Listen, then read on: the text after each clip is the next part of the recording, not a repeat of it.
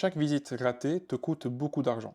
Et ici, en moins de 20 minutes, je vais te montrer comment tu vas pouvoir automatiser un processus de rappel automatique de tous tes visiteurs. Tu vas pouvoir leur envoyer une notification automatique par mail, par WhatsApp et par SMS afin de réduire le taux de no-show à tous les rendez-vous que tu as programmés. Moi, c'est Hugo, je développe des solutions intelligentes avec l'intelligence artificielle et l'automatisation pour résoudre les problèmes qu'ont les entreprises dans leur quotidien. Je me concentre essentiellement sur les agences immobilières et c'est en général elles qui me contactent pour me demander de les aider sur des questions de gestion quotidienne. Si tu restes attentif à toute cette vidéo, tu repartiras avec toutes les solutions pour te permettre de réduire ce taux de no-show. Tu auras même une checklist qui te permettra de réfléchir à quelle méthode implémenter en premier. On va revenir brièvement sur la notion de no-show, on va essayer de comprendre un peu mieux ce que c'est. Alors j'ai tout simplement demandé à ChatGPT, et lui ce qu'il me dit, c'est que c'est un rendez-vous qui a été non honoré, donc un visiteur qui ne s'est pas présenté au rendez-vous. Les problèmes que ça va engendrer, c'est d'abord une perte de temps et de productivité. Et bien évidemment, toi tu t'es déplacé pour un visiteur, tu as bloqué un créneau, tu as pris du temps sur la route, tout ça pour rien, et tu vas être moins productif puisque également ta journée va être cassée par cette interruption. Tu vas également avoir un manque à gagner, puisque une visite fantôme, c'est une visite qui ne vend pas, ou qui ne loue pas. Ça va être également irritant pour les vendeurs et les bailleurs, évidemment, parce qu'eux doivent libérer le bien, doivent le ranger, ils vont devoir s'absenter pour une visite qui au final n'aura pas lieu, et donc c'est du temps perdu pour toi, mais c'est également du temps perdu pour eux. Ça va te désorganiser concernant ton agenda, puisque tu vas devoir prévoir tous les aspects liés à la visite, et tu ne les auras pas honorés, parce que le visiteur ne sera pas là, donc tu vas être un petit peu désorganisé. Et puis dernièrement, toutes les données que tu collectes par rapport au fonctionnement de ton entreprise peuvent être faussées, parce que si tu n'isoles pas correctement tous les no-shows, et si tu en as beaucoup, donc c'est compliqué à isoler, tu vas avoir un impact négatif sur les données que tu vas collecter.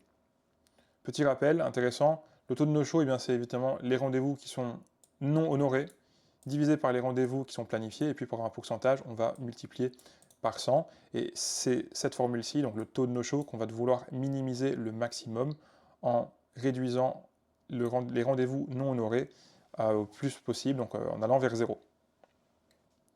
Tu as ici sous tes yeux le fonctionnement, vraiment, la logique de programmation qui est derrière mon système pour réduire les no-shows. Alors, ça a l'air un peu compliqué, mais n'aie pas peur, je vais bien tout expliquer correctement. On utilise un outil qui s'appelle NWritten, donc tu vois c'est un outil qui est assez simple, très visuel, tu as des blocs, tu peux venir glisser, tu peux venir connecter les blocs entre eux, tu peux venir ajouter de nouveaux blocs, comme ceci. Et tout ça rend la programmation très facile. Moi, c'est l'outil que j'utilise pour la plupart de mes clients, puisque ça permet de faire des choses très rapidement et d'itérer, de faire des modifications assez facilement. On va revoir brièvement comment ça fonctionne, et puis je te montrerai comment ça fonctionne plus en détail. Toutes les 30 minutes, on va déclencher une automatisation qui va aller dans 3 branches différentes. Chaque branche correspond à un premier rappel, un deuxième rappel et un troisième rappel qui sont 48 heures avant le rendez-vous, 24 heures avant le rendez-vous et 2 heures avant le rendez-vous. On va venir récupérer dans une interface qui s'appelle NocoDB, je te montrerai juste après, les informations des rendez-vous. On peut également se connecter à ton calendrier Google, on peut se connecter à un tableau Notion, on peut se connecter à un tableau Excel Google Sheet, on peut se connecter à plein d'outils, donc on n'est pas restreint par NocoDB, ce que j'utilise ici pour la démo, on peut se connecter aux outils que tu utilises déjà. Ensuite, tu vois qu'à chaque fois, on va envoyer un mail. Je te montrerai juste après à quoi ressemble ce mail. Et donc ici, après 48 heures avant le rendez-vous, on va envoyer un mail qui rappelle que le rendez-vous est dans 2 jours. 24 heures avant, rappeler que le rendez-vous est le lendemain. Et 2 heures avant, rappeler que le rendez-vous est dans 2 heures. Les messages ici sont personnalisables par rapport à tes préférences. C'est un petit peu cryptique ici parce que ce sont des variables qui sont utilisées pour encoder les données. Mais ce qui va se passer en général, c'est qu'on va pouvoir donner le nom de la personne en la saluant. On va pouvoir rappeler qu'il y a un rendez-vous. On va pouvoir rappeler la date du rendez-vous exact. On va pouvoir faire ça pour les 3 branches afin d'adapter, par exemple ici, rendez-vous prévu à telle date, rendez-vous prévu demain à telle heure et rendez-vous dans 2 heures à 19 heures, n'oubliez pas. Tu vois également ici un nœud WhatsApp et un nœud SMS. Ce sont des nœuds très intéressants. On peut les connecter où on veut. On peut également retirer les mails et utiliser que les SMS ou que WhatsApp. Moi, ce que j'utilise en général, ce sont la combinaison des 3. Donc 48 heures avant, on peut envoyer un mail et une notification, par exemple sur WhatsApp. 24 heures avant, un mail plus un SMS, et 2 heures avant, juste un mail. Pourquoi j'ai fait ça? Parce que les SMS, on va éviter d'en abuser, ça coûte assez cher à envoyer. Mais les WhatsApp, c'est tout à fait gratuit. Mais l'avantage du SMS, c'est que tout le monde va le recevoir. Tout le monde a un numéro de téléphone. Pas d'excuse de «Ah, mais désolé, je n'ai pas vu mes mails. Ah, désolé, j'ai reçu en spam.» WhatsApp, pareil. «Ah, désolé, j'ai pas WhatsApp. Ah, désolé, j'ai trop de notifications. Ah, désolé, je ne sais quelle excuse.» Non, ici, on va envoyer un mail. Donc, première possibilité de le recevoir. Si jamais il ne le reçoit pas, on va quand même essayer WhatsApp. Si jamais il ne le reçoit toujours pas, il n'aura pas d'excuse, il aura bien reçu un SMS. On est sûr que la personne, le visiteur, va bien recevoir la notification.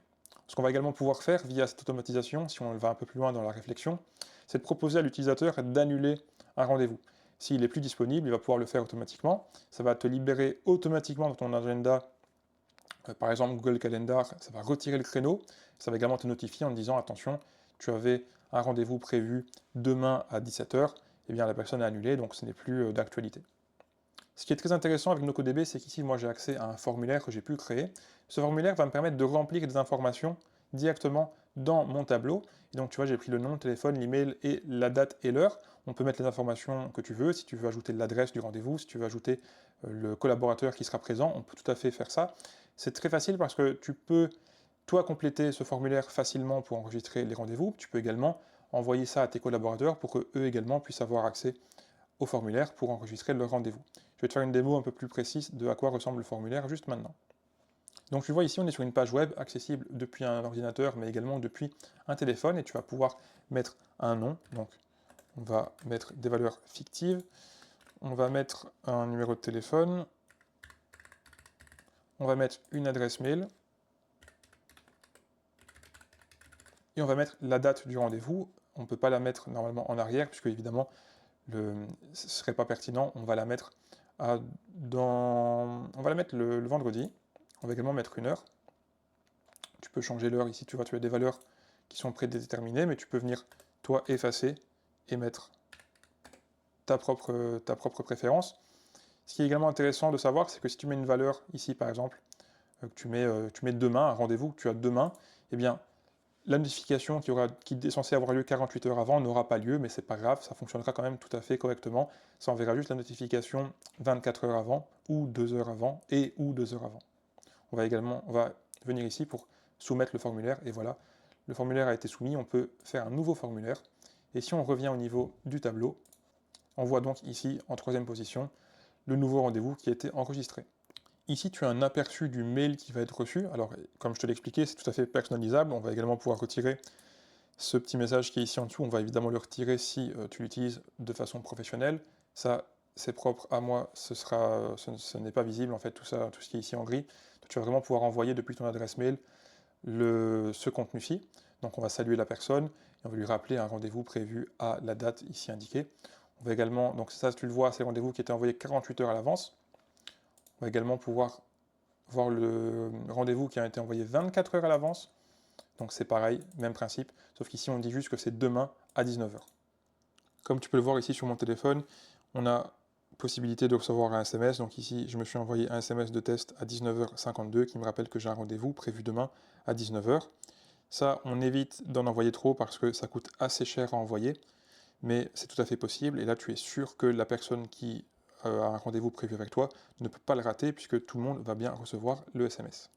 Voilà, donc ce que je viens de te montrer, c'est une automatisation qui est assez simple à mettre en place, mais qui est pourtant beaucoup de valeur pour ton agence immobilière, puisque évidemment, on va pouvoir réduire le taux de no-show, et tu le sais bien mieux que moi, c'est un problème qui est assez fréquent dans l'immobilier, c'est un problème qui est fréquent en fait dans tous les business qui sont en contact avec des clients et qui doivent prendre des rendez-vous. Et donc, ça va vraiment pouvoir venir te soulager sur ce taux de no-show. Les solutions à mettre en place ne sont pas très compliquées. Je vais te donner la checklist maintenant. Tu dois utiliser N8N que tu peux héberger gratuitement pour automatiser tout ça. Tu vas également pouvoir utiliser NoCoDB, Airtable, Notion, Google Sheet un de ces outils-là pour stocker toutes les données dont tu as besoin.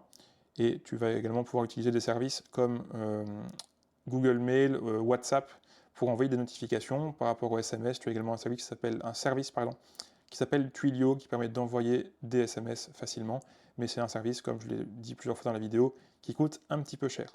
Si tu as besoin de plus d'informations, si tu veux aller plus en détail sur un aspect, un sujet bien spécifique, n'hésite pas à me le demander directement. J'irai plus loin en détail dans une nouvelle vidéo où j'expliquerai vraiment ce que tu n'as pas compris et ce dont tu as besoin.